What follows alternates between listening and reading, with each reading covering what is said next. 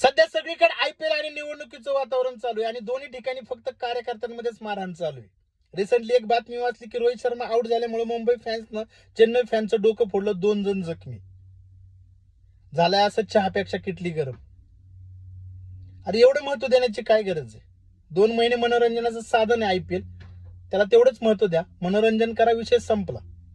आणि जरी तुम्ही एकमेकांची डोकी फोडली, ज्याच्यासाठी फोडली तो येणार आहे का तुम्हाला बघायला, का सोडवायला? नाही येणार. तुमच्या माहितीसाठी सांगतो, ते प्लेयर एकमेकांबद्दल एकही शब्द अपशब्द वापरत नाहीत, कधीच एकमेकांना वाईट बोलत नाही. मग आपण एकमेकांची डोकी का फोडायची? त्याच्यामध्ये काय लाखो रुपये भेटणार आहेत का?